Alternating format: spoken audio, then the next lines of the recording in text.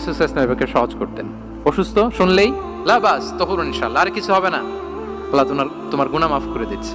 অসুস্থ ব্যক্তি দেখলেই মাথায় হাত দিয়ে দোয়া করতেন, আল্লাহুম্মা রাব্বান নাস আযহিবিল বাস ইশফি আনতা শাফি লা শিফা ইল্লা শিফাউক শিফাআন লা ইউগাদিরু সাকামা।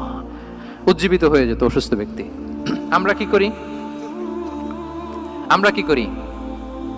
কাউকে অসুস্থ দেখলে, রোগাক্রান্ত দেখলে, ওই রোগে সবচাইতে কষ্ট পেয়ে যে মারা গেছে তার ঘটনা বলা শুরু করি। হায় রে ভাই, আপনার ক্যান্সার, আমার এক খালা ছিল ক্যান্সারের 4th স্টেজে চলে গেছিল, 14টা কেমো দেয়া লাগছে, এই যে ফিরিস্তি একেবারে ওনার দাফন কাফন পর্যন্ত। এখন বলেন ওই লোক যাও সুস্থ ছিল, এখন আর সুস্থ থাকবে? কথা বলেন, থাকবে? একটা দিব্যি সুস্থ মানুষকে যদি আপনি বলেন ভাই আপনাকে দেখতে কেমন যেন একটু রোগা রোগা লাগতেছে, অসুস্থ নাকি? এরপরে প্ল্যান করে ধরেন আপনি বললেন, উনি আবার ওদিকে যাওয়ার পরে আরেকজনকে প্ল্যান করে বলতে বললেন, ও বলে ভাই